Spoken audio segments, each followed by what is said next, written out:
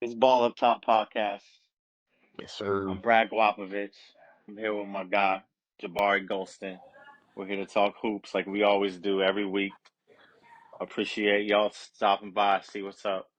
We got a lot of information, a lot of analysis for you. So, first thing we got to talk about is the Warriors because Jabari's in his feelings right now. I don't even think he wanted to get on the podcast because we just got finished watching the Nuggets This shit's game. sad.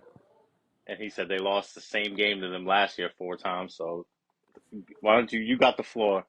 I want to hear about this game because I watched it, but I want to hear what you got to say before I jump in. We just can't close games versus them specifically. I don't know why. Curry ain't played good versus them in like a year now. I don't know. I don't know what it is, bro, with them and Denver.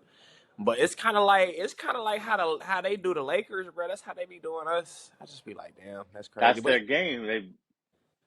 They don't really like blow you out. They just get you at the end. They just need it to yeah, be close at the end, and Jokic is going to close it out. I feel like that's how they beat Celtics too last year. Like when they did play us in the regular season. hmm They both at the end they're a good clutch team because obviously Jokic is going to have the ball the last 5 to 10 possessions, and he's going to usually get out of 10 possessions he's going to have like 7 baskets.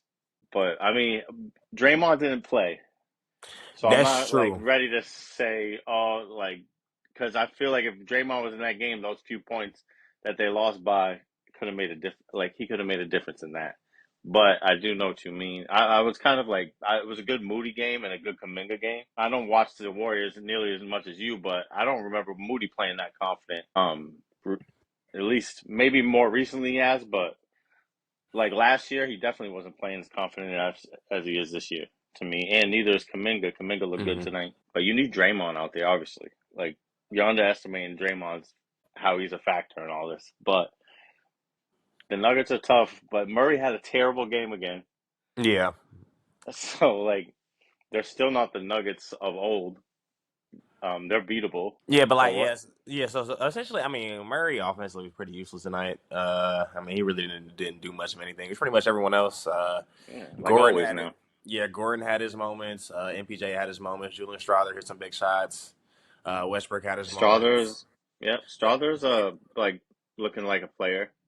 yeah, Peyton Watson has some defensive plays tonight. So yeah, I mean, Denver's still a pretty good team, even without And Murray they playing. got Aaron Gordon back, which is the most important Yeah, thing for but them yeah, because that's Gordon. probably their second best player. But I just obviously Jokic is the best player in the world, so that's the number one thing. But I don't know. I think the Warriors need to make a move.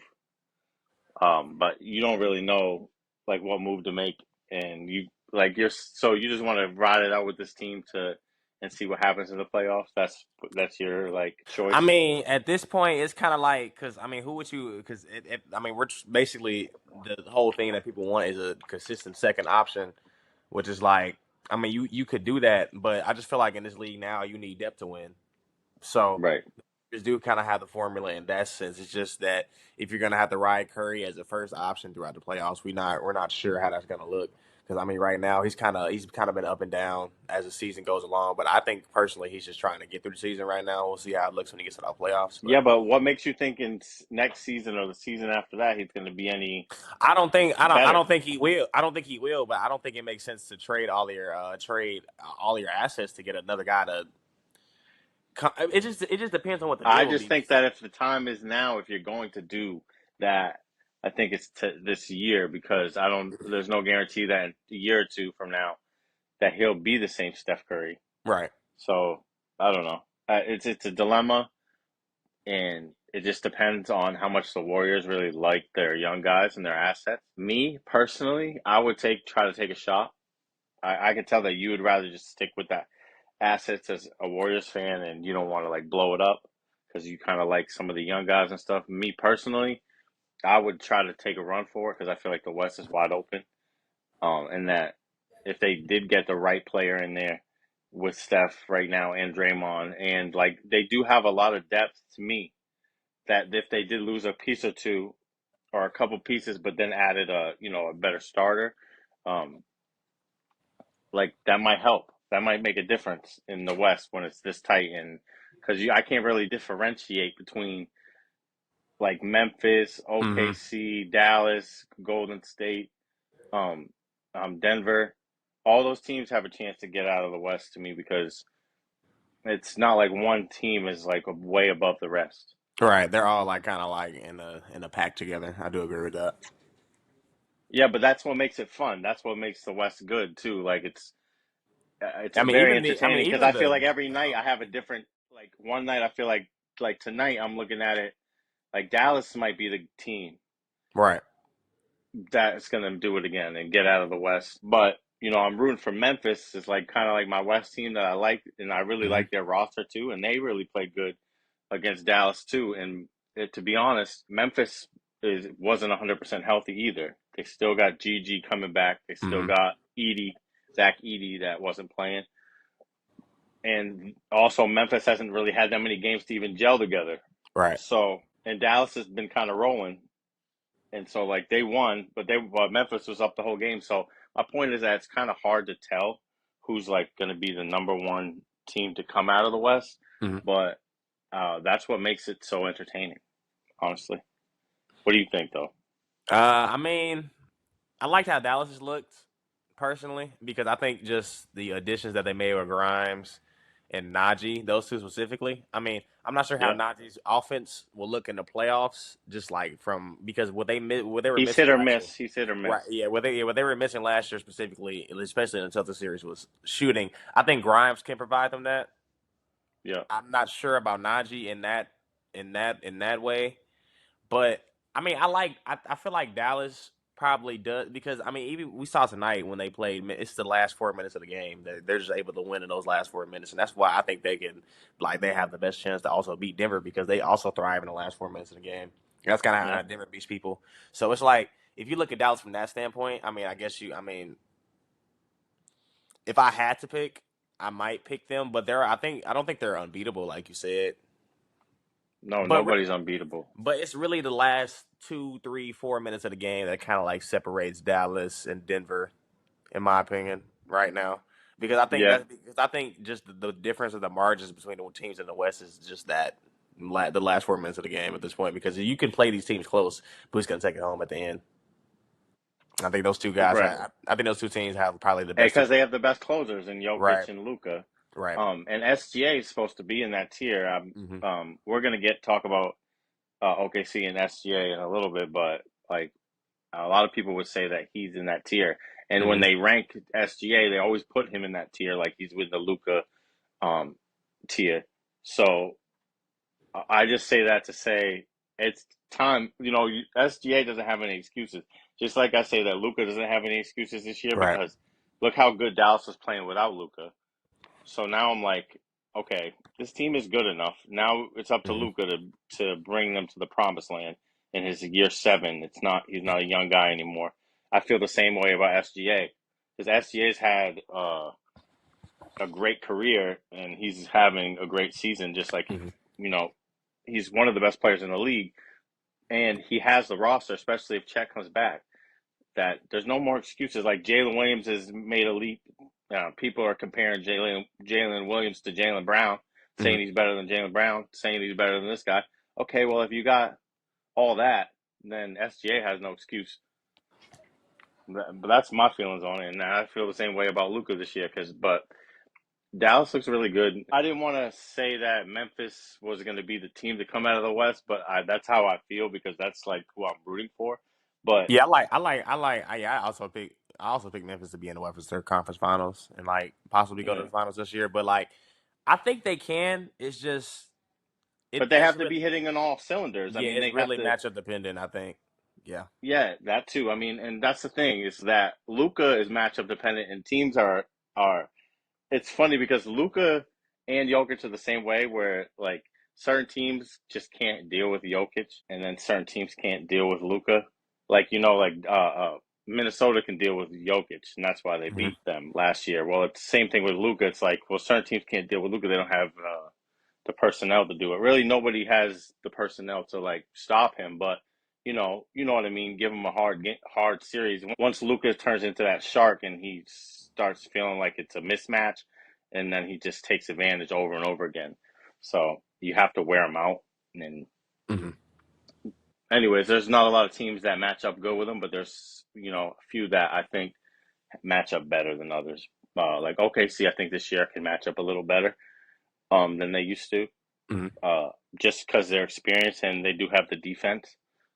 Like with Dort and even Jalen Williams has like gotten a lot better on defense. So, but obviously, at the last 4 minutes of the game is what's going to matter the most, like you said, and we'll see if like these teams like OKC or Memphis can execute because they haven't really been in those positions, whereas like Luka and uh, Jokic have. Hmm. But I mean, the West is just great to watch. But we're going to talk about some other teams like Sacramento, the Lakers, that are sliding too. Like where they last year or the last couple of years they've been up higher, and that's how good the West is. But it's also like looking, bad for especially the Lakers. Right. We could talk about the Lakers right now if you want, but the Lakers got issues. LeBron's not looking Yeah, it's like like, himself. yeah.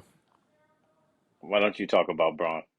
Yeah, Brian just really it really is the momentum killing turnovers for me personally. It's something that's kind of uncharacteristic for him in my opinion. So like just things like that is like it's kind of Yeah, derailing the team, while also the defense is kind of falling off because just the lack of defenders on the roster already, and like now you're putting more offensive burden on the AD and LeBron, who are older guys at that point. Because I kind of feel like the formula, if you're gonna have an older roster, you're gonna need a team that plays defense, and the Lakers don't really have that outside of Anthony Davis and like guys like Cam Reddish and Jared Vanderbilt's not playing. Gabe Vince is kind of a zero on offense, even though he's pretty good defensively. So it's like when you have specialists like that, and another thing is that Bron really can't carry non-AD lineups anymore to this point in right. his career because of just because of his advanced age and just Yeah, I mean his scoring ability is kind of limited now in some ways. and He he's can been missing his threes. Like last year, he was hitting his yep threes at a high clip, yeah and that now this I think he's missed like 23s in a row. yeah Um, yeah I mean and also he's not sitting any games. I mean because if he does sit games, it's probably not going to be good for the Lakers. So I feel like him not sitting is also affecting him with just weary legs. I mean, that's kind of why yeah, you see and he Steve. played all summer, and I Hmm. think that's what's going on right now. He's obviously 40, father's time's undefeated. He just played all summer. I heard that the Team USA practices were like pretty Yeah, intense, they were real practices. Yep. even more intense than the games. So if you're doing that, and then you got to start the season, and you're 40 years old, and I don't care if you spend 1 million or 5 million on your body, like come on, man, and all these games, and then you didn't take any real rest Right. like that, like you didn't have a whole summer off, and then coming back, and it's showing. Um, and it's bound. It's probably I don't know if it's LeBron's last year. I think he'll probably come back one more year. Hmm. I think so But too. if he ends the season on a real bad note, or like where it gets real bad, which I'm not hoping for that. And like I'm not the biggest because obviously I'm a Celtics fan, so we have a rivalry with LeBron. But at the same Hmm. time, I got mad respect for LeBron because he's one of the goats, and Right. so like I don't want to just see him go out bad. But so I hope that he still holds on and keeps playing great, or having good games. He's not going to be able to be consistently good. Obviously, Right. we see that. But if he's going to have at least good games, like Kobe had some good games on the way out, even though he wasn't consistently great. I hope to see that for LeBron, but I think that LeBron is going to tell people ahead of time when it's going to be his last like run, like his because he's going to want to get that standing ovation from every arena. So I already know that he's going to want that send off. So I feel like he's going to have another year to have his send off year. But if it goes bad and he's like not playing well and it just takes a turn for the worse, then Hmm. it could be that he retires at the end of the season. Um, but yeah, the Lakers, I don't know. They're just. I think that they're going to make a move, but they might also look at it like that. This is the year It's kind of like yeah. I They mean, probably what's want LeBron to retire. Honestly, like right? Yeah, because I feel like he's kind of holding them hostage in some ways. yeah, it is. I mean, especially he has a big contract still. Um, and then so that can't be filled by someone else. So you can't attract like a big name free agent or like even a big trade target because Hmm. LeBron's salary's in the way. And they probably want to move on, especially like not saying JJ Redick wants to move on from LeBron. They all probably love LeBron, but if they really want to like look towards their next championship team, it's not this one. So, Right.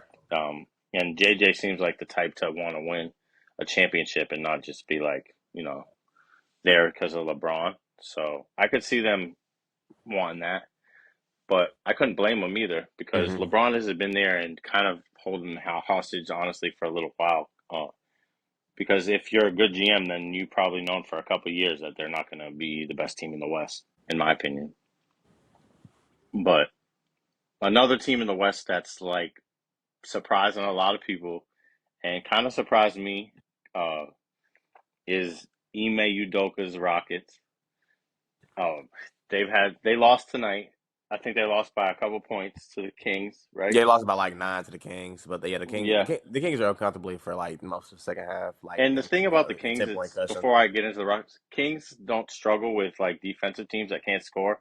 What they struggle with is teams that are good on offense because they can't defend. Right. Um, so like a team like the Rockets, I can see why the Kings could beat a team like the Rockets because they can Hmm. score on pretty much anyone. So like if you have an elite defense like the Rockets does, that's not really going to stop like DeMar DeRozan from getting his points and it's going to stop Sabonis from getting his numbers and shit. So you the way you beat the Kings is by being really good on offense, and the Hmm. Rockets aren't quite there yet. But not saying because I didn't even watch this game, so I'm just like yapping right now. But like that's like my analysis just by looking at the box score for real. But um, have been watching the Rockets a lot lately, and like Ime's got the defense. He's probably the front runner for Coach of the Year right now. Maybe Kenny Atkinson could be the other one, but Yeah, I probably think those that two. Ime would have like a great shot at winning, and he's a really tremendous defensive coach. And I say it all the time that like people can say what they want about his offense, but his defense is legit. And he also is one of the probably the best motivators. He's got to be the. I'm trying to think of another one. Maybe Eric Spoelstra is a great Hmm. motivator. Like every time that I hear him like do a halftime speech or something, I can tell that he's really good at that. But Ime is phenomenal when it comes to that type of stuff, and he has a young team and like some good veterans that play defense, like Brooks, and that feed into that mentality. And I don't know. Sangoon, he's even playing like a lot better defense. I was watching him the other night, and he's been protecting the rim pretty good. Like not Hmm. against elite players, he's not going to be able to block or be able to stop elite players at the rim, but he's still making the effort, and he's not like a Jokic or somebody that Yeah, like he's not where like a he just super like cone. gives up. Yeah, because like Jokic is so good that it doesn't matter. Like he'll just give up a layup because he'll be like, whatever, I'll just get it on the I'll get other it end. back. Doesn't You're matter. right. And Sengun is not that good where he could do that. Like Sengun has been helping out on Hmm. defense, doing a lot better, and obviously Amen Thompson, Tyrese, and um, is great. Dylan Brooks, Fred VanVleet, who's like their rock, pretty much. He's the leader of the team. You can tell he's the most vocal guy. He's the one telling everybody um, where to go and what to do. He does a lot of stuff that doesn't show up on the box score too. Fred VanVleet does. I got to give it to him. At the beginning of the year, I gave him a lot of shit because he couldn't make a shot, Hmm. which he has. Obviously, he still goes through stretches where he can't make shots, and he's always been kind of like that. But he does do a lot of things that don't show up on the box score, and his defense is pretty elite for a point guard. Um, and he's just got a tough game, and that helps a lot. But they had a big win against Thunder, and Hmm. I don't know. You want to talk about that game? Oh yeah, I mean, yeah, Fred in that game was a pretty good shot maker. I think he had like 34 points in that game or something like that. But I mean, Dylan Brooks is just a tone setter Yeah, for them. And like I think in the last 2 minutes of the game, he got like a tie up with SGA and the yeah, that was great. the OKC and the Houston side. They got into it, and from there on, Houston just kind of turned up and they took over the game from there. SGA made some shots down the stretch. Um, who else made some big plays in that game? I think I think Jabari played pretty well in that game. Amin had a down game. He was like 2 for 7, but it's gonna be kind of hard for him to get his game off against that kind of defense. They're one of the best defenses in the Right. NBA, and the way he plays, he kind of does have to improve on some things offensively. I think Tari was pretty good defensively in that game. So yeah, the Rockets just had a pretty good all around effort from everybody in that game. Yeah, that was just a good win for them. That was a big win, and they lost tonight, but like they're not going to win them all. But the fact that they're what second in the West, I think. Hmm I think there's I mean, yeah, that's. I think they're our second, and then yeah, I don't Dallas is think not that they're far going to off. stay up there, like my personal opinion. But Hmm I think they'll be top 4 or 5 seed at the end, and that's pretty good for them. I didn't expect that from their roster, and that's why I think Ime is going to deserve Coach of the Year. All right. Uh, is because just like looking at their roster at the beginning of the season, I didn't necessarily expect to be this great, but I didn't take in fact that take into account that they were going to be the best defense in the NBA or one of them, and that's why they're probably one of my top like league pass teams that I like to watch All with right. the Magic because they're two elite defenses, and I like to watch defense. Like I'd rather watch like defensive games than games that are like up and down, flying, hmm high paced games. I like that too, but I'd rather watch defense. Like if I had a preference, as long as there's some good offensive players in there, I don't need to like just watch all defense. But you know what I mean. Like there's a good, healthy balance that I like to see. So like, Houston's one of those teams that I do like to watch because they do bring that dog hmm to the game. But why don't we talk about OKC since we're on OKC? And you said that you think we might be looking at the Thunder wrong. hmm And you had a lot of things to say on Twitter about SGA, and you were saying what about Harden and how if they swap places that you think that might maybe the Thunder might be just as good if not better with Harden, which I thought was kind of crazy, but for a couple reasons, but not because I think that your like reasoning is going to be bad, because I think you always have like a good reason hmm for like your things that you say. So I just thought that it was just like pretty funny, because I'm like, well, if the Clippers got Harden, then they shouldn't feel bad about the SGA trade because I wouldn't go that far because they traded a lot. yeah, They traded a lot. They traded a lot. That was a crazy I know move. when you said that was the first thing I thought about though. Like Clippers fans should be happy then, right? Like, but go ahead, tell me, what do you think about the Thunder? Because you're looking at them kind of sideways, I think. I mean, I do like the Thunder, but I mean, I don't really think SGA is a better. I mean, Harden's a better player than SGA right now, obviously. But my main point was saying that was I just think that Harden's just a much better playmaker than SGA is right now. He plays off of others a little bit better than I think SGA does right now, and I think Oh, just SGA not necessarily being able to play like help other guys necessarily. I mean, I think he does help the team just with his downhill rim pressure and like just breaking the paint consistently with his drive and kick stuff. I think he does help guys like that. But I think because I don't really see how he can play off a guy I like off of J Dub. Because even though people don't really think he's a great secondary creator yet, because he does rely a lot on tough shot making, I don't think he really gets to the rim like that. And his 3 point shot, even though it is it's hyper efficient, but I don't think the volume is enough to make teams be very scared of him necessarily. So I right. think I think if you do put the ball, because I mean I've seen in some games where J Dub has closed down the stretch, and I've Mm-hmm. seen in some games where SGA has closed down a stretch, and it's like, and I think J Dub is just more of like probably like better of a decision maker, more willing passer, and I just don't. And Yeah. I think like even though SGA has become he has improved as a 3 point shooter this year. I think he's at like 42%. Oh, it might have went down. It might have been like 40. It might be like Right. 39. But he has improved, but I don't think he's a great like catch and shoot guy. It's kind of like I think he's kind of like a one man show at times, which is not Right. necessarily a bad thing to say, but the But he's a guy. one man show that doesn't come off the ball. Like, you got like one man shows like Luka or one Mhm, man shows like Harden where they still come off the ball and right. they're a threat off the ball. So like even like Tatum, that's one of the best things about Tatum is that he can do hmm all that on ball stuff that like SGA or one of them can do. But then when he's off the ball, he can still cut. He's still a catch and shoot threat.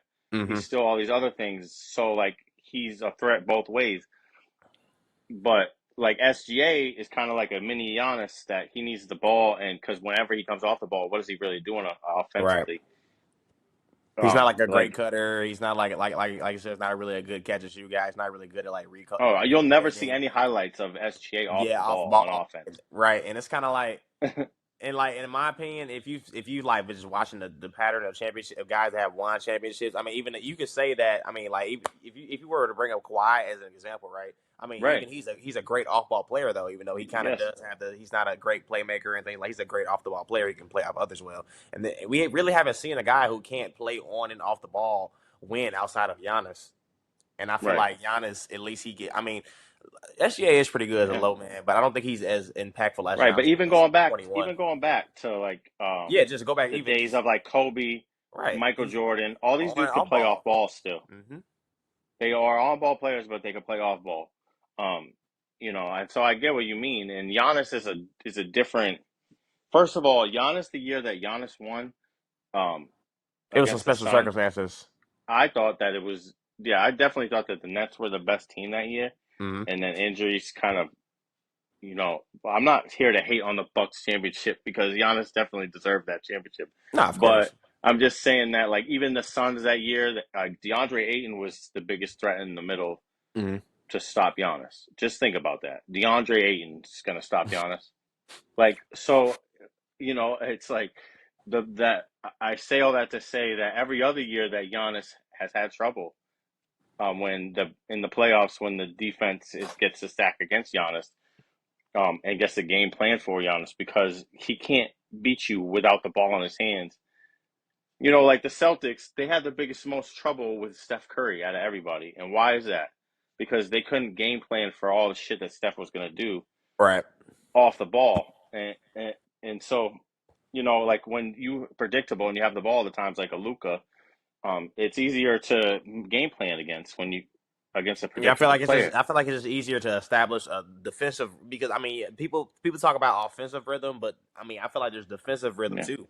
When right. you learn a guy's like when you know when someone's gonna I think that's because I think that's what makes Curry so great. You really never know. Like Hmm. he plays best in chaos. Not to say that every player needs to Hmm. be Curry, but I just think that you have to throw in some other elements to a game outside Right. of just Well, being that's how you break a strictly great on ball. defense. Right. That's why Curry is able to do like the shit that other players haven't been able to do, like a Kevin Durant. That's what Mm-hmm. makes Steph Curry better than Kevin Durant, because even though Kevin Durant has more physical gifts and more like, even if you look at the numbers, it's probably go, but Kevin Durant's more predictable. So in a series, you can just get physical with Kevin Durant at the spots that he likes to be at, Mm-hmm.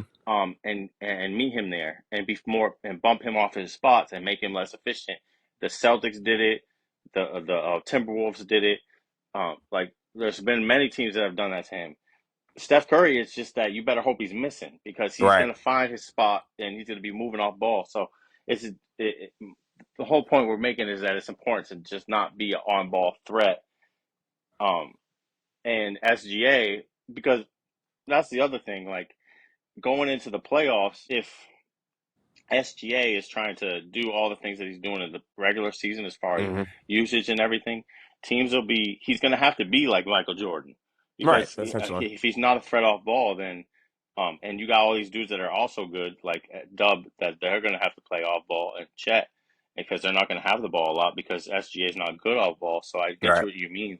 That it kind of takes from him. Like that's kind of what's great about Tatum. Also, I don't mean to like keep throwing Tatum in there, but Tatum's Mm-hmm. one of the best examples right now because he just won the championship where He's doing he everything. he comes off ball though. He's not afraid to like draws attention and gets rid of the rock. And then Right. he spots up and waits for it. So he's a threat. Even if he doesn't get the basket, he knows to give it to his other players to let them Mm-hmm. cook too. He knows he needs his teammates. Right. He you know what I mean? He don't try to like he'll be like, all right, this is Jalen's shit. He'll look at Pritchard and be like, here, this is your time. Here. So he's basically being like a point guard, even though he's the power forward. Because he's Right. telling Derek White, this is your time to cook. You know what I mean? Like he's just picking dudes out to let them cook. And that's important. That's a big part of being a star. Like he's not Mm-hmm. the passer that Jokic and them is, but he's just like mentally thinking the game out and using his team for what they're good at. And SGA is more, and that's why when you look at the raw numbers and shit, you'll be like, yeah, because this dude is always looking to score and he's got Mm-hmm. higher usage, so obviously his number is going to be better, and that's why you actually have to watch the film to see, like, how you were saying, Harden, he's out there making these other dudes that aren't even nearly as good as the top players on the Thunder. Making them better. They're like a top 6 seed in the West. and Harden's been Right. shooting terrible from the So I field. think that you make good points, but obviously I do think the SGA is a lot better than Harden, like pound for pound as a player right now Hmm. in 2024. But I get your point that you're saying that like maybe if they had a better passer, then these dudes would thrive better. These shooters that they have would thrive better. Even like Dub would be able to play on ball a little bit better if SGA could space more and shit like that. And I get that. But Hardenstein has helped a lot too with them. So Yes, like that's a big pickup for them, and they're still going to be a scary team if Chet gets healthy. And since we're talking about that getting healthy, I heard that Paulo is going to be back in December. So I just wanted to throw great that out news there. for Orlando. We're gonna talk about Magic in a minute, but I'm happy about that because I really want to see Paulo with this team that they got. I watched them tonight against the Knicks. They got smoked by the Absolutely, Knicks. yeah, slaughtered. Yeah, and they needed Paulo. Tonight was a neat night that they needed Paulo, and that just Franz is great, and he's looked like a superstar player lately. But he's gonna have nights like this, and that's why you need your other guy. Like you need another guy. Even Jokic needs another guy. Everybody needs another guy, and that would have been good to have Paulo because the Knicks look a lot better. The Knicks look a lot better. Hmm. So yeah, we'll talk about the Knicks, but they do look a lot better lately. You know who doesn't look good lately and who's looking pretty washed is Bam. Yeah, them Heat And the Heat.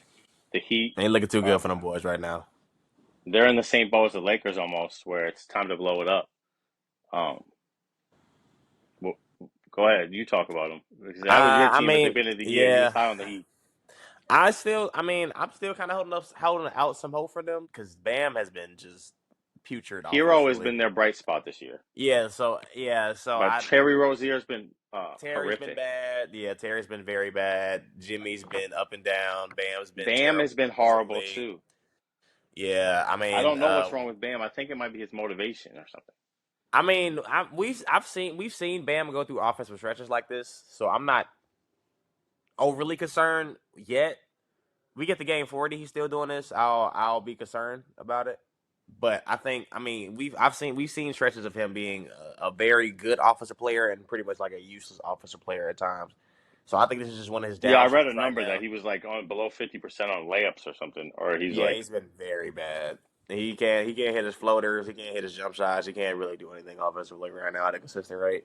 Jimmy Butler is just look like he's just not as consistent as he once was on a night to night basis. I mean, he hasn't when really he been playing. plays. The other night, when we played when the Celtics played Miami, Mm-hmm. Yeah, he that didn't was play. a sad game, bro. Like compared to all the other the rivalry games that we've had with Miami over the years, and like the thrillers, that I mean, so many that I can't even list. And so that just felt like such a deflating like moment. And I was reading the Miami Yeah, Heat fans tweets, and they were just like saying how Pat Riley, basically they all hate Pat Riley at this moment, but saying that basically it's a brutal end to a rivalry because even Bam just doesn't look the same. He doesn't look motivated out there. They're just going through the motions. I think they right. know that they don't really got it right now, and especially when Jimmy's not out there, he's not going to. When you got Jimmy and you need him to be out there, be your number one guy, and if he's only going to be out there like once a week or whatever, then that takes the steam out of any kind of momentum that you're going to get. So yeah, they're looking bad. They're looking kind of like in the same position as the Lakers to me, where if they don't blow it up by the trade deadline, then this summer, they really need to look into blowing it up because like I don't see their direction that they're going. Like I don't see their path to contention with this roster. But it's not like they can't blow it up and get pieces back. Hmm. And that's what I would be thinking as a GM. Like if I was Pat Riley, I'd be trying to trade Jimmy. I maybe would keep Bam, but like everybody else would be pretty much up for sale. And if I could get something good for Bam, I would. Like if I could get like a really really good draft pick, couple draft picks or something like that. Um, but Pat Riley's getting old, so he's probably not thinking about blowing it up. He's probably just trying to, keep it going. So he might just try to make some tweaks. But Terry Rozier being as bad as he was Yeah, he's been terrible. this year is kind of the number one thing besides Jimmy that's affecting them because they were counting on him to have a big year. And this has pretty much been the worst Rosier year. He's not scary anymore. He's just Terry. Yeah. But I've loved watching Scotty Barnes. Yeah, he's been good. He's been very good. There's a very good two-way player for the Raptors. I mean, the Raptors just got a pretty decent young core that they're building around right now. I mean, They do. they got guys like Scotty Barnes. I mean, quickly hasn't really played yet, but RJ's been looking pretty good. Quickly, Um, RJ's look good. Grady Dick, yeah, I Grady like a Dick looks lot. good. Yeah, I But mean, Mogbo and Jamal specifically Sheed Scotty from. Barnes. Oh, Oh, God. your boy. Say your boy's name again. Oh yeah, Mogbo. Yeah, he's a good player, and Jamal Sheed from U of H, Yeah, U of H he guy looks right like a there, good man. bench guard too. And Hmm. Mitchell is just like the same guy. He's not getting any better, but he plays hard defense. His offense Right. is pretty suspect, but um, like they're obviously tanking in a way. Uh, and so like I wouldn't be surprised if you see Scotty Barnes like missing a lot of games just with weird scratches and stuff like that. Right. Uh, because they're probably trying to capture the flag. Just like a lot of teams are. I think the Nets are going to start doing that too soon. Hmm. There's going to be a lot of teams that start doing that soon. Like we're going to start packing it in and having their players sit. But I've really enjoyed watching Scotty Barnes. Like I've watched their last couple games just because Barnes has been playing, and he's just like a mini Giannis kind of, but with a jumper. And he's got good handle, great passer, rebounder, physical, gets downhill. I don't know. He's got a really high upside. If I think he could be like an elite number two. Hmm. But maybe, just maybe, like if he keeps being consistent, um, with his shot, like if his shot keeps falling, then he could turn into a number one. It's not impossible. He doesn't really have like a bag, but he's such a high IQ player and strong, and really athletic, honestly. And he's kind of goofy, so when you first watch him, you're just like, I don't know, but he gets his moves off. Like he has his own like way of getting into his stuff, Right. and it kind of looks like like he's gonna fall down sometimes, Hmm. but he's not. He's like where he wants to be. He's and Paul Pierce used to be like that a little bit, where he would get knocked off, or you think he was knocked off balance, and then next Hmm. thing you know, he's like right where he wanted to be the whole time, and that's all footwork and stuff. But yeah, I just enjoyed it. I just see Scotty making a lot of good reads, and he's kind of like Franz in that way, where making elite reads at a young age like this, and just making players look better around him. And I'm just really impressed with him. Yeah, I agree. I mean, I just think, yeah, I think Scotty, like you said, I think he's probably going to be a lead number two. I'm just not sure about him as how good of a creator he's going to be on Right. ball consistently. That's the only thing that's holding me back from saying that he is going to be number one. But I mean, you never know. Some of these development things aren't linear necessarily, and I do like the developments that Scotty's had since his rookie year. I mean, just Yeah. the play come from then to now is just pretty astonishing. So I mean, I'm not gonna say that he can't do it, but Like I'm tonight, he but had 35. He basically had a 35-point triple double. right. Um, and I know that he's getting like a lot more leash because he's on the Raptors on a bad team, Hmm. but that's only going to make him better and get him like more reps as being the number one. Right. So, if his shot gets more consistent and the people have to play him out there, um, I don't know. Yeah, like I said, I think he's going to be elite number two, but you know, he's a great player. He's going to be all star this year, or if he's not, it's going to be because they're like tanking. But Right. in his future, he's going to have a lot of all star games for real. And his defense is really great too. We could talk about Giannis since I was saying that Scotty kind of reminded me a little mini Giannis, but Giannis is playing great. Bucks bounced back lately. I was just saying how the Bucks have looked good, but they haven't really beaten anybody. Their best win is probably a 1 point win against the Rockets. Hmm. Um, so like, it's I take it with a grain of salt. But Dame and Giannis have looked great. What do you think about how they're playing? Yeah. Just I think them inserting Andre Jackson, just giving him more minutes that kind of changed their defensive Yeah, I love identity a it. little bit. So I think that did help them. And I just think that the team, like you said, the schedule's gotten a little softer, so they've been able to string together some wins. And I just think Giannis has been playing out of his mind so far this season. I mean, Yeah, he's playing like vintage Giannis. He's been up to yeah, MVP caliber standards. I mean, I think the last right 7, 8 stretches of games that he's had have been pretty crazy. I don't know the numbers right off my head, but I know he's had like he's just been stat sheet stuff in like the past like 8 games. So Yeah, like yeah, man, Giannis has just been putting the team on his back, and Dame's been doing his thing. They're expecting Middleton back soon. I mean, yeah, I mean for the East, they should probably be like a top 6 seed. they're dangerous because you got Giannis and you got Damon. If they get Middleton, he's a good offensive player. Hmm. But their schedule is really been such a cakewalk. And like last year, I remember how their schedule was, where their schedule was pretty much the same as this year. It was a cakewalk for the first like half of the season or Hmm. good chunk of the first half of the season, and then it got hard for a month, and they lost a bunch of games. And I could see that happening again Right, because their schedule's been so easy late for the last month and a half, so it's only bound to get hard. And when it gets hard, Giannis, like you said, Giannis is carrying them on his back and doing pretty much everything for that right, team. I mean, Dame is going to score, but Giannis has to do it on both ends. He scores all the points, and he's getting all the rebounds, and he's doing all the playmaking, and he's playing defense, protecting the rim and everything. And he's been elite, but he's also doing it against shitty teams too. And right. so, like Giannis against shitty teams is going to put up points because on a bad team, like say Detroit or random team like that, they're not going to have the game plan set up in the personnel to stop a Giannis Right. and or a guy that's going to have heart. And when they're on a tanking team, like, and they're going to be like, I'm going to take this Giannis fucking in the chest all game for 48 minutes. It's hard to find guys that are going to do that on a bad team. So he's going to put up crazy numbers. So like that's why the Rockets was a good win because they have an elite defense and he still pulled that one off. So like it's not like they don't have any good wins, but I just want to see them. I'm not ready to say that they're like back or like a Yeah, because threat. Threat. they did get Detroit twice, I think, and I think they got Charlotte twice. So yeah, I see what you mean. Yeah, so like I don't when you're completely doing that, disagree. especially Giannis, he's the type of player that is just going to be so dominant against bad teams, like I said. Hmm. So I just want to see how they play against good teams when they teams that could take advantage of like their shortcomings because Right, that's really going to be the test.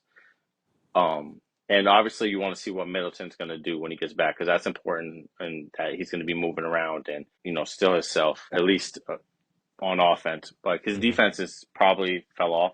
So I don't think you can really count on his defense to be that good, but maybe. Maybe he'll just be vintage Middleton for one more year. Nah, I think his defense is cooked. I'm not gonna lie, but nah, offensively he should Yeah, be his fine. foot speed is, that's the problem with the Bucks is that their foot speed. And they That's why yeah, the foot Jackson, speed, yeah, they're yeah. That's why the Jackson injection just yeah. him athletically because I mean he even as If a he could rebounder just shoot, he would be so good offensively. Oh yeah, yeah, yeah. I mean I think. because his passing is great. His defense is Mhm. great. He's like kind of like a unique player. He's already telling guys what to do out there. When I watch him, he's like telling Right. Giannis, go over And here he's and one of shit the like that. most and he's one of the most athletic players on the court every time he steps on it. So yeah. Right, and they need that. So, but yeah, not everybody can shoot. It's even though I know it's 2024, but like that's the thing. It's crazy because that's the one thing that like players like him would thrive like 10 or 15 years ago. Right. There was a lot more players like that, and they not everybody had to be able to shoot and shit. So he's found a way to stay on the court with them, and that's good. And one thing at a time. Hopefully, he'll get better as a shooter because he's a really fun Right. player to watch. Um, Mikel, I want to talk about the Knicks first because they've looked really good. Their offense is elite. Bridges finally had 30 the other night. Tonight they smoked the Magic, who have one of the best defenses Hmm. in the NBA. Even though Goga wasn't playing And tonight, Paulo didn't play. Yeah. and Goga's one of the best defensive players in the league this year. And then Paulo obviously didn't play, so I'm not like going against the Magic, or it doesn't really affect how I look at the Magic. Hmm. But Knicks have looked better, and Mikel's looked a lot better as of late, and that's important for them. And Cat, that was funny. I don't know if you saw the clip where Cat Oh, you talking about the like no look? was Oh yeah, that crazy pass he threw. You talking about that? no, I saw that, but I'm talking about Mo Wagner was like trying to be physical with him in the post, and he Hmm. just stopped and like looked at the ref real quick, and then he did a turnaround. And you'll see it Oh yeah, because yeah. I it's think I gonna seen be a that. meme. Cal always got a meme like something about Cat always turns into a meme, and this is definitely going to be one. But it was a dope ass shot, and it's funny because I was worried about Cat's personality in New York, but he's Mm-hmm. really actually Yeah, he's kind of feeling just doing. fine. He's doing great.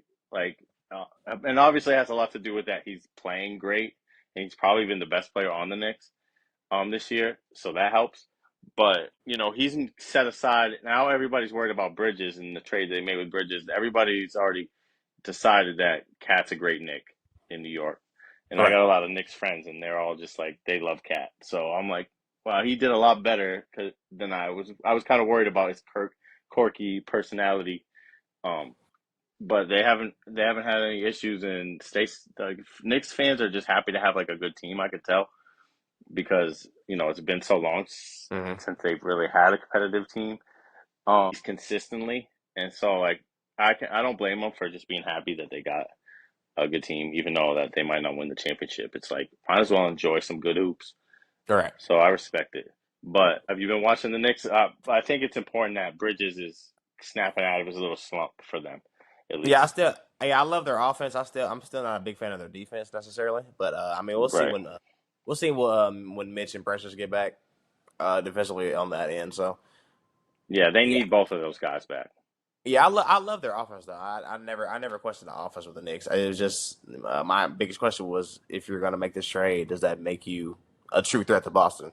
Right. No, but well, no, not with Cat at the five, and they're gonna need Mitch and Precious back, and they're gonna have to play a lot better defense. But I will Hmm. say that I think their offense is much better, or as a team, they just look much better than they did opening night when we played them. All right. Um, and we were hitting on all cylinders, and they were playing pretty much terrible. They weren't, they started to get it together, but it was too late already. Hmm. And since then to now, well, I just see a big difference in how they're like, gelling.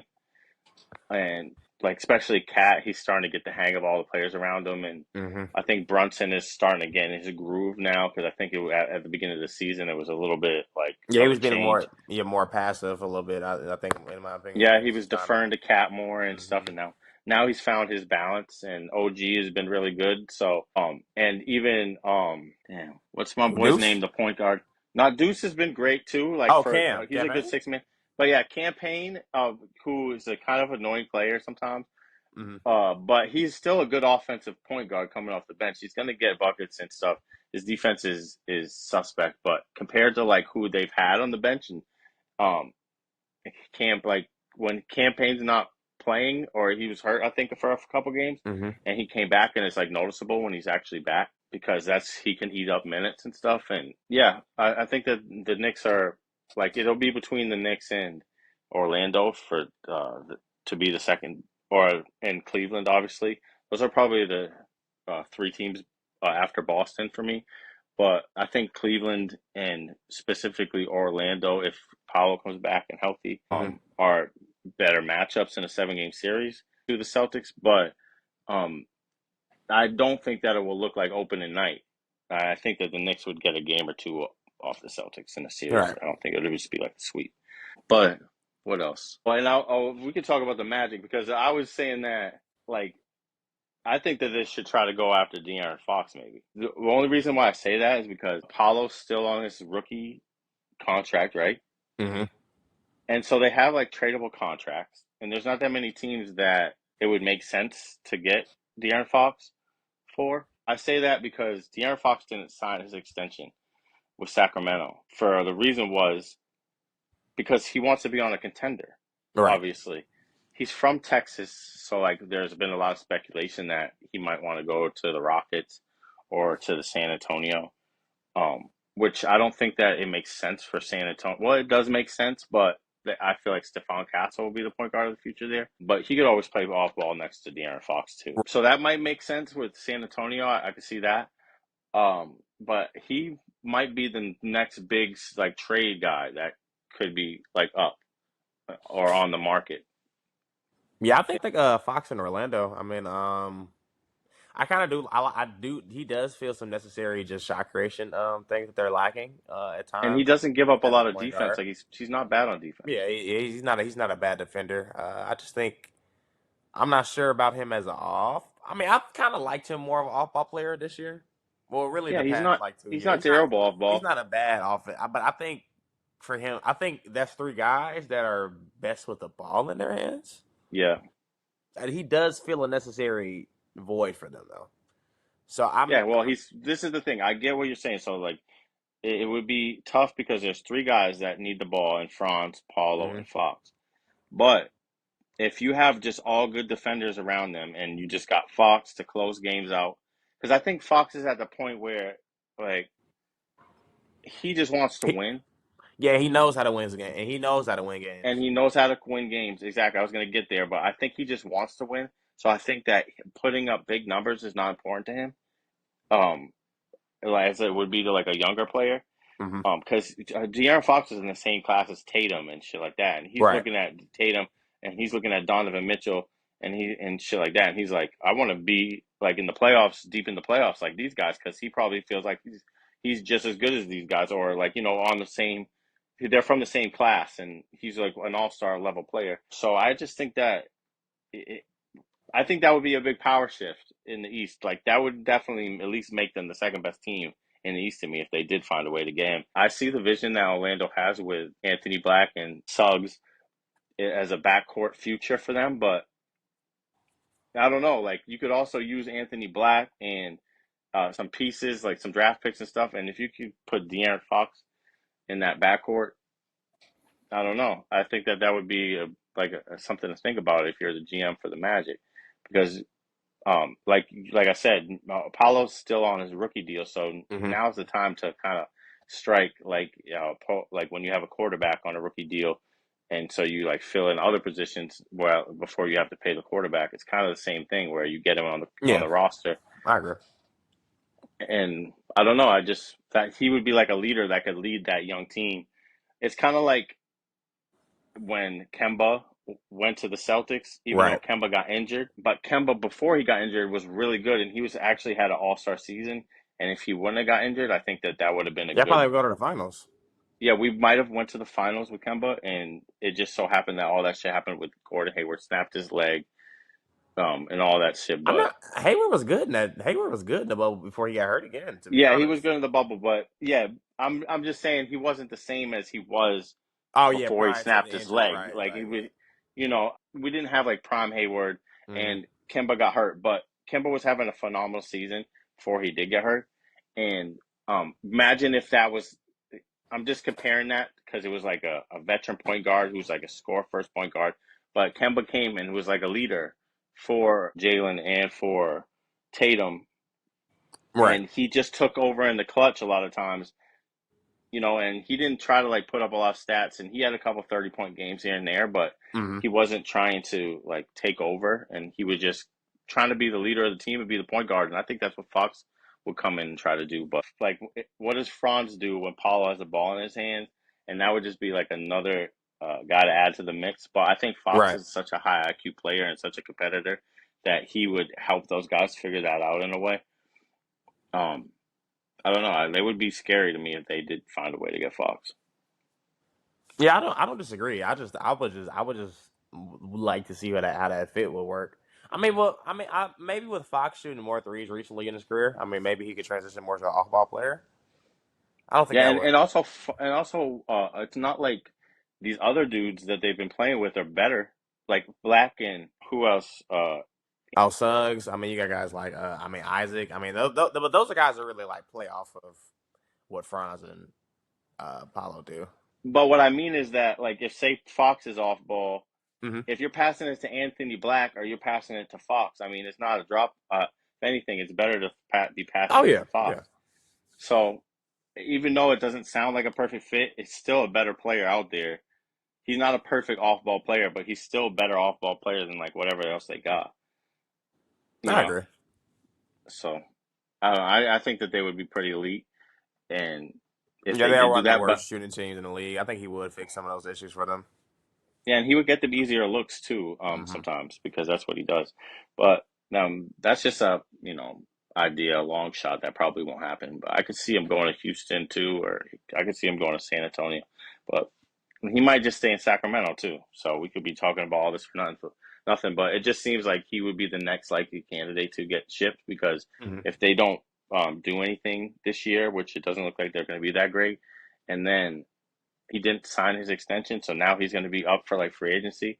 That's when the team Sacramento is going to get scared and start looking into trading him Right. because they don't want him to walk in for nothing and get nothing in return. What else? LaMelo got hurt. That hurt my heart. Womp womp. Yeah, bro, because we was just gassing him up. I just named the last podcast after him, and he's been playing so good. And I watched Brandon Miller; he was getting busy tonight on the Yeah, he Sixers, was. and I'm hype about that because I'm watching that game, and I'm like, he's going toe to toe with Paul George's idol, and so that was pretty dope. Yeah, And it it's was. good to That's, see like Brandon Miller kind of hold his own without LaMelo out there. And I say this every single podcast I feel like, but I hope that they keep these guys together, LaMelo and Brandon Miller, and to for the next few years and just get some good defensive players around them because the offense is going to be fine if you got those two guys. If you just add some good skill around them and some good defense around them, just get some role players. If you're the GM of the Hornets, all you got to do is get some role players. The hardest part is to find star players. So right, and they you've already done have that. that. You've done that. You've done the hard part. Now the easy part is, but it's not that easy, but it's the easy part, which is to find good role players, and that's what they need to do. Hmm. But they're still kind of feisty even with LaMelo being out. And that says a lot about Charles Lee too. But what do you think? Well, yeah. I mean, as far as those role players, I mean, I like how Saloon's looked the past like 4 or 5 games. His Yeah, shots, his is shots he a starting to get to me. center No, no, or no, is no, he no. just like Oh no, no. You're thinking about Diabate. Diabate. No, he's a so? center. Saloon's like a four though. He's pretty Yeah, big, Celine. Yeah, Celine. Yeah, Celine's like a 3-4 tweener guy. But I but like he that. Style. protects the rim. Like I see him like going vertical and playing defense like with his hands up like a center. So like he's a big Oh dude yeah, yeah, for yeah. a wing. Salone, yeah, yeah. Salone, yeah. I kind of liked his profile in the draft. I mean, he was kind of raw, but he plays He's super very super raw. hard. Yeah, him and Musa Diabate, they play so hard Yeah, defensively. So I and think that's good. You just gotta get to I teach like them those some two. skills. But Yeah, they yeah, do have that's the that's the motor, idea. That is a good idea to get guys like that, and hopefully one of them pans out and even a into a guy great. like Josh Green. I mean, he's been good for them as a role player. The Grant Williams thing kind of hurt when he tore Yeah, his ACL. So yeah, I think they have the outline of some role players that they would like. They just have to. Maybe if they got like 2 or 3 more, I think they'd be more of a serious team. But I mean, yeah. Cody Martin's he's had some pretty good games in these stretches.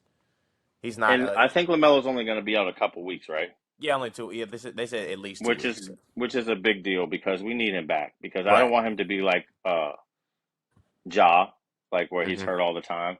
Like I hope that, and that's kind of the reputation that he's getting, and I'm glad that Ja's back, obviously.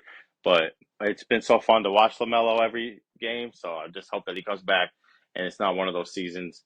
But at the end of the season, you know they're going to be tanking, so and Right. hopefully they don't start that anytime soon because I'm enjoying watching him and B Miller play for real. But what else?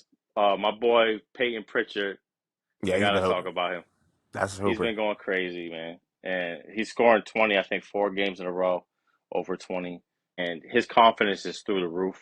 And that's a lot of it is because the Jays, and especially Tatum, has got a lot of belief in Pritchard. And Hmm. you could even see, like, on certain plays, a lot of times where Tatum is just telling Pritchard, like, he gives him the ball and he's like, he tells guys to clear out Go for to work. Pritchard.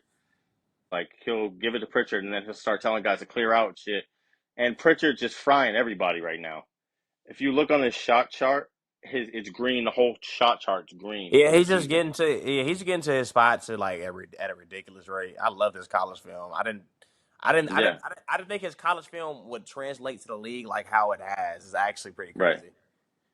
Well, yeah, and he was great in college. And the difference between because I've watched all of his games in the pros, and I've always liked his game, and I even tweeted that he was going to have a leap year eventually Hmm. because he's such a good player at finding his own shot. His handle is very strong. Hmm. You can't take it from him. He doesn't lose the ball. He doesn't turn the ball over. And so his biggest hurdle that he had to fix was that he couldn't finish in the paint around bigs and shit. Then he always had trouble with that. And that was the big jump that he's taken this year because he's getting more physical. I think he's gained a little bit of weight, a little bit of strength. Mm-hmm. And a little bit of explosion to whatever workouts he's doing, but he just seems like a more explosive player, but he's initiating contact with the big now, whereas he used to just try to like quick shoot it up or try to get over the big. Now he's going right into their chest, Right. and he's getting separation that way, and he's finishing. He's even getting guys in the post, and I think him playing against Drew Holiday and Derek White all the time is probably helping him out a lot. Right. But I think that his ceiling is really high, and a lot of Celtics fans are already like saying that he needs to be starting over Drew, which is obviously ridiculous. And but like I can see why they're saying that because Pritchard could be starting on probably like 10 to 15 teams probably right now. And he has a lot of He can start for the potential. Warriors. He would be great on the Warriors, and you know that I think that they wanted him when the Celtics were like talking about maybe trading Pritchard because Pritchard was Mm-hmm. asking for a trade, and one of the teams that was interested in him was the Warriors because that would make a lot of sense. He would look great in that system.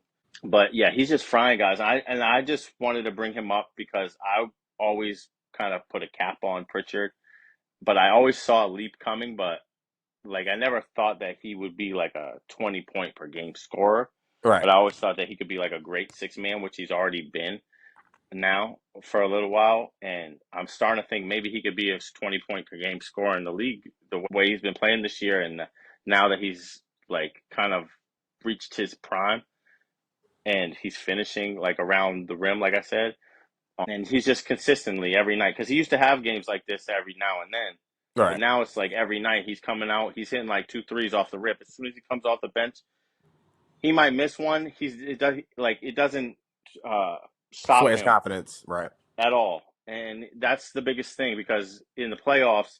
That has been the issue. My issue with Pritchard is because he He's would a little miss gun one or shy. two shots, and then he would put his head down, Mm-hmm. and he wouldn't be still aggressive. And now it doesn't even matter. And I think a lot of that's Missoula. Because like I heard Joe talking about how what he told Pritchard was that he's one of the best 3 level scorers in the NBA. Right. So if your coach is telling you that, and then you got guys like Tatum and Jalen telling you to go to work, and they got all this confidence when they're on the court with you for you to score. And that's why his confidence is through the roof now. And I think that's great coaching. I think that's one of the best things that Missoula does. He's gotten Derek White to a point in confidence wise that he was not when he was in San Antonio or his first year with the Celtics. And it's the same thing with Pritchard. Even guys like Cornette and things like that, you could tell that their confidence has gotten a lot better from being on the team. And obviously that comes with continuity. But like you don't take a leap like this without good coaching. So I think that he has a lot to do with that. But I do think that Pritchard could be not an all-star player, but like borderline.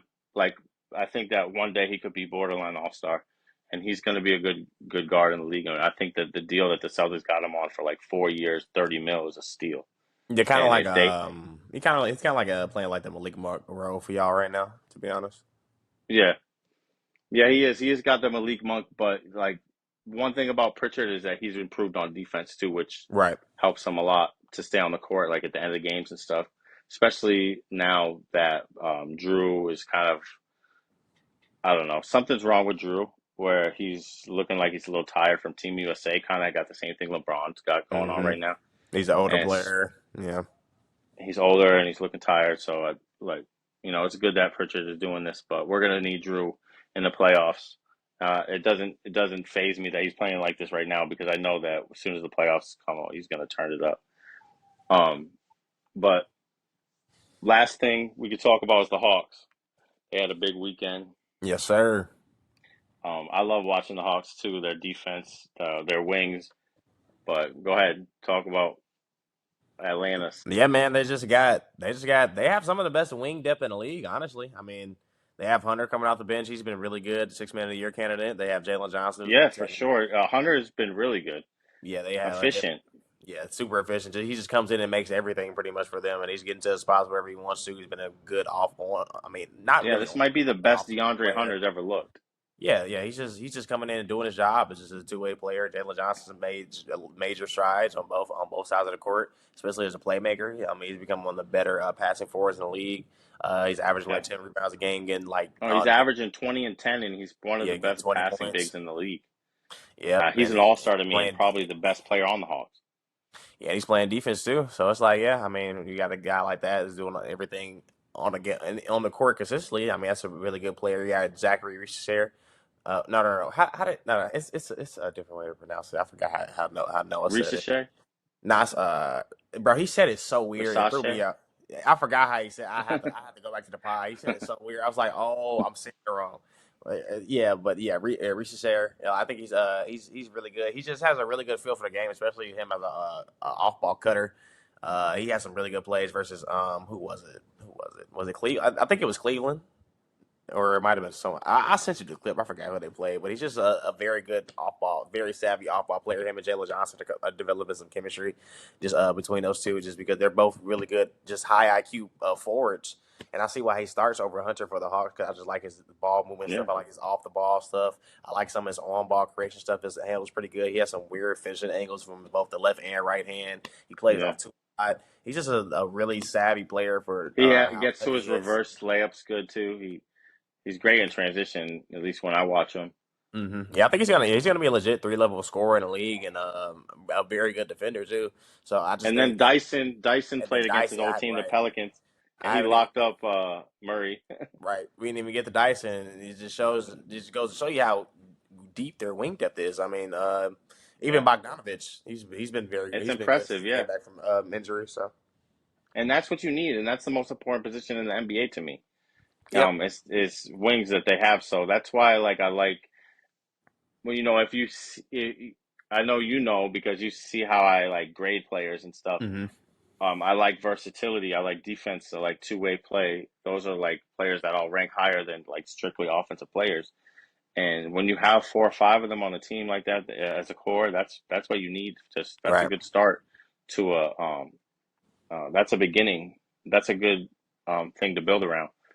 And so I definitely think that Jalen Johnson has been probably their best player. Trey is, their most productive player stats wise. But Jalen Johnson, he does everything. He's all around good at everything. He doesn't really He's have any pretty much been flaws. showing up every night. Trey, he's taking nights off. I mean, just from a Yeah, scoring standpoint, mostly. I mean, he's still a great playmaker, but he has those nights where he can't score because he's too small. And his scoring process is kind of questionable at times. But I mean, Trey's still a good player. yeah, he's still a good player, but I just really like what Jalen Johnson's been. Yeah, I think And he affects the game all around. he's a great passer. Good handle. He's kind of what I want. I want Cooper Flag to be like a souped up version of Jalen Johnson. Right. Like that's kind of my vision for Cooper Flag. Maybe a better defensive and a little bit better handle than hmm Jalen Johnson. But like that's kind of like the version that I see for Cooper Flag, and that's good. That says a lot about Jalen Johnson. That I'm like comping a number one overall pick. I'm To hoping that him. he's like that on offense. And there's more growth to be had, and like his touch isn't like the greatest around the basket. Like his Yeah, little that's the only thing that's holding him back in my opinion because when he gets to the basket for how athletic he is, I don't necessarily love all of his finishes all the time. right. I think he really just tries to plow through people. He doesn't necessarily always finish through contact Yeah, he's got great. some things to learn. Right, but I mean he's 22. He's 22, so he Right. has he has a ton of time to figure that out. Yeah, he's a really impressive young. He's really honestly underrated for his age. And how good he is. Like I was looking at those lists of the on ESPN of the 25, and I didn't really like that list. Mhm. I didn't like the way they ranked a lot of the players. Like I felt like they had LaMelo at like 12 and Cade at Yeah, K at 13, like and 13 is crazy. I'm like, so you got a list of top 25 players under 25, and LaMelo's 12.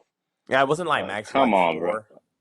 I'm Yeah, crazy. Maxie was like 4, and then or 5, and Halliburton was 6 or 7. And then they had like I don't know. They didn't even have Stephon Castle on there. They didn't have Shaden Sharp on there. I don't know. I didn't really like their list, but I think it had a lot to do with just like stats and not Right.